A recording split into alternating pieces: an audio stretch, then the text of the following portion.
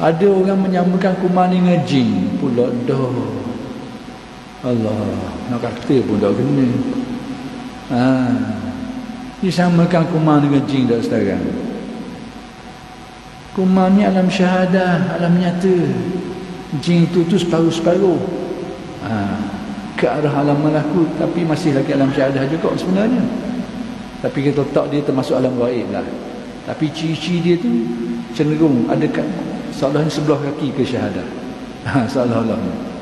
Sebab apa saya kata gitu? Kelirunya orang beranggapan kuman tu adalah jin. Kita sedia maklum lah dalam ilmu perubatan, kuman ni macam binatang lah, virus ni. Tak ada akal. Ke kuman ada akal? Setakat yang kita tahu dari ilmu sains, kuman ni makhluk yang tak ada akal. Macam terjumlah dalam jenis-jenis virus binatang kecil lah, binatang kecil. Jin ini makhluk yang berakal, bernafsu, berakal macam manusia. Kalau kita tarafkan kuman sebagai jin, berarti kuman tu ada taklif. Sebagaimana jin tu kena taklif. Kalau kita anggap kuman tu sebagai jin, berarti dia kena taklif hukum syarak, taklif hukum syarak. Kita ni, kita kena ingat ada dua makhluk yang ditaklifkan Allah. Kisahnya ada akal, ada nafsu, ada akal. Dan makhluk yang ada nafsu dan akal ni, yang dengan sebab itulah manusia ditaklifkan. Sama sekali makhluk yang bernama manusia ni. Dan yang kedua, makhluk yang bernama jin. Kenapa? Kerana ada ciri yang sama, ada akal, ada nafsu, yang tidak ada pada binatang. Kecuali kita dapat buktikan kuman tu ada akal juga. Ada akal, ada nafsu. Mungkinlah. Tapi setakat ni yang kita tahu dalam kajian sains dengan fenomena sains, itu makhluk tarahnya tarah binatang lah, binatang halus, virus dan sebagainya. Bukan makhluk yang ada akal, ada otak, ada akal ni, dan juga ada nafsu. Jadi sangat keliru dalam keadaan sekarang, dalam kefahaman kita sekarang, bila kita tarafkan kuman ni sebagai jin. Kenapa? Aspek tadi tu. Jin, makhluk yang ada akal, ada nafsu, ditaklifkan syarak. Maksudnya, kalau dalam syariat Nabi Muhammad ni, kita kena semayang, jin pun kena semayang. Kalau kita kena puasa, jin pun kena puasa. Agaknya kuman ni puasa dah agaknya. Pergi semayang kau. Memanglah setiap makhluk tu dia ada tasbih sendiri. Itu nature dia. Wa in min syai'in illa yusabbihu bihamdi. Itu dia nak lari dah. Binatang pun ada tasbih dia, ada zikir. Wa in min syai'in illa yusabbihu bihamdi. Tidak ada sesuatu perkara pun kecuali bertasbih. Itu nature setiap benda. Tumbuh-tumbuhan ke, batu batang ke, memang bertasbih. Tetapi yang itu bukan taklif. Bukan taklif syarak. Taklif syarak ni hanya yang ada akal, ada nafsu. Itu ditaklifkan syarak. Jadi kalau kita nak baca atas dasar bahawa dari pun ada tasbih dia, itu ada pada pokok-pokok, ada pada batu batang dan sebagainya. Memang itu diciptakan Allah. Dan dengan sebab inilah Nabi SAW ketika Nabi, saya melagak lain sikit, tak boleh? Melagak lain sikit. Nak memaham supaya kita ni jelas dalam perkara ni. Atas dasar inilah, kalau kita nak faham antara sebabnya, antara hikmahnya, ataupun antara yang dapat kita fahaminya atas perbuatan Nabi ketika Nabi lalu atas kubur di Madinah. Nabi dengar ahli kubur tu sedang diseksa. Jadi kesalahannya kerana tidak menyucikan najis dengan sempurna. Seorang lagi kerana kerja suka mengacung, mengadu, melaga-lagakan, memecah belahkan orang. Ni kerja dia. Al-masyu bin namimah. Dua-dua ni terseksa dalam kubur. Jadi apa yang Nabi buat?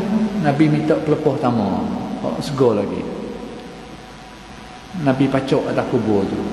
Lalu apa kata Nabi?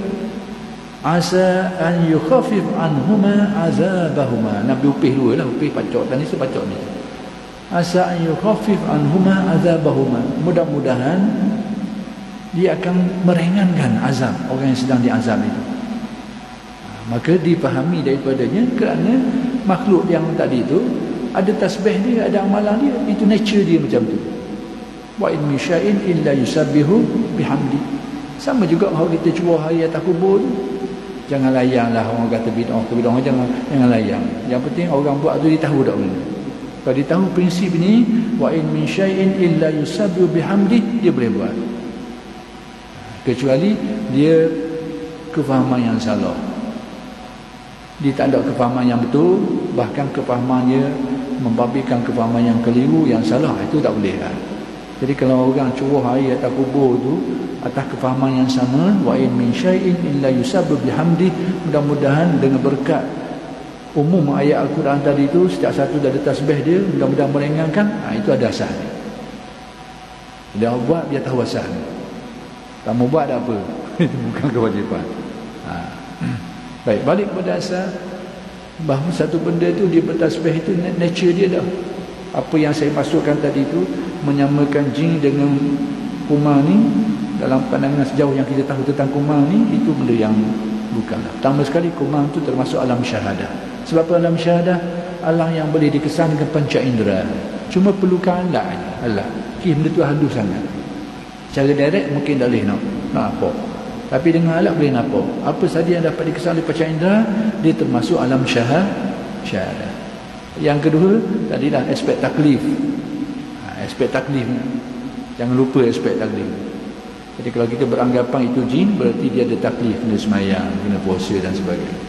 Anda tahulah, takut tengok mikroskop tu, nampak kumar-kumar ni duduk semayang, duduk puasa tu, dah tahulah tu. Setakat yang kita tahu, bukan model. Mungkin ada orang keliru. Saya malam ni saya rekod jauh sikit, tak apa dah. Mungkin ada orang keliru dengan hadis Nabi yang Nabi sebut jenis-jenis jin ni. Mungkin ada orang keliru. Keliru apa dia? Nabi beritahu jin ni salah satu asnaf, ada 3 jenis. Satunya yatiru fil hawa. Saya lupa perkataan awal, iaitu makhluk halus yang expert lah, yang terbang di udara, berterbangan di udara. Satu jenis. Yang kedua, yahillun wa yazunun, hayatun wa aqarib, ular dan kalajengking. Yang ketiga, yahulun wa yazunun, kelompok yang bermukim, bermasyarakat, dan mereka ni ada komuniti dia. Apa yang kita faham daripada keterangan ini? Saya nak beritahu ni pada pandangan saya lah. Kalau orang tidak setuju, tak apalah. Nak beritahu bahawa jangan kita samakan jin dengan kumar. 2 ciri yang beratas dasar yang saya kata tadi lah. Kumar ni termasuk alam syahadah, boleh tengok dengan panca indera, ada alat dia untuk tengok benda ni. Cuma tinggal lagi halus ni, tapi dia termasuk benda yang boleh dikesan dengan panca indera zahir. Adapun jin yang saya kata tadi tu, dia ke arah alam gaib, tapi ada juga saki-baki dia tu yang dapat dikesan secara alam syahadah ni, adalah sikit. Berbeza dengan malaikat. Malaikat tu pure, asli alam malakut, alam gaib, itu asli. Baik, mungkin ada orang keliru dengan hadis yang saya sebutkan tadi tu. Bila mengaitkan jin dengan benda-benda ni, Nabi kata jin ada 3 jenis. Satunya yang terbang di udara, yang kedua ular dan kalajengking, jenis ketiga yahulun wa yazunun, yang berkelompok. Baik. Yang jenis kedua tu hayatun wa aqarib. Jenis kedua tu bukan berarti jin tu adalah ular. Jangan faham macam tu. Jin tu kalajengking, jin tu ular, jangan. Jin tu tak jin, tetapi dia menjelma, menzahirkan diri dalam rupa tu, rupa ular, tapi dia bukan ular. Dia menzahirkan diri dalam rupa ular dan kalajengking. Bukan dalam rupa ni saja, dia boleh menzahir juga dalam rupa-rupa yang lain lagi. Sini orang keliru. Lalu dikaitkan binatang dengan jin, padahal memang binatang, jin. Tapi dalam hadis ini Nabi nak dijelaskan bahawa jin yang menjelma dalam rupa binatang, tapi dia bukan binatang. Bukan binatang itu.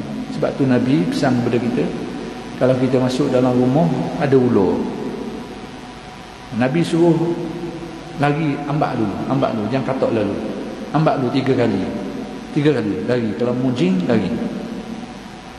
Tak lari, pulang ke lagi, tapi jangan duduk dekat kan. Duduk dekat kan. Semua lari. Kalau mu jin, lari. Kalau mu jin, lari, pulang 3 kali. Tak lari 3 kali, boleh bunuh dia. Kan dia binatang berbisa yang mengharuskan kita bunuh dia. Kerana ada kemungkinan jin, kerana ada kemungkinan. Dan banyak peristiwa berlaku. Zaman sahabat, zaman Nabi ketika perang Khandaq, malam ni lagi jauh sikit tak apa dah. Zaman Nabi, zaman perang Khandaq, ada seorang pemuda yang baru menikah, baru kahwin. Jadi bersama-sama Nabi duduk gali Khandaq, gali parit nak perang Khandaq ni. Jadi tengah-tengah hari dia minta izin. Nabi pun tahu dia baru nikah. Nabi benarkan dia balik. Tengah-tengah hari dia balik. Ada waktu dia balik. Satu hari bila dia balik, sebelum dia balik Nabi pesan, bila membalik bawa senjata. Nabi suruh bawa senjata. Bila dia balik, tiba-tiba dia sampai kat rumah dia tengok orang isteri dia tu meluru ke depan, tubik ke pintu depan. Jadi dia menyangka seolahnya macam isterinya berlaku curang. Jadi bila dia balik, mungkin isteri dia tahu, nak temu lagi. Dia sangka macam tu. Tapi isteri kata, tunggu dulu. Nanti tengok dulu apa yang duduk dalam. Jadi si suami ni masuk ke dalam rumah, dia tengok ada lengkauran ular besar dalam rumah dia. Tak dia bunuh. Lepas tu riwayat menyebut rumah tu bergoncang. Dan perawi kata silap perawi hadis dia beritahu, dia tak tahu mana dulu yang mati antara dua ni. Jadi akhir sekali dia maklumkan itu adalah jin yang berada di Madinah. Nak beritahu ada rupa-rupa macam ni. Itu sisilah kisahnya ni.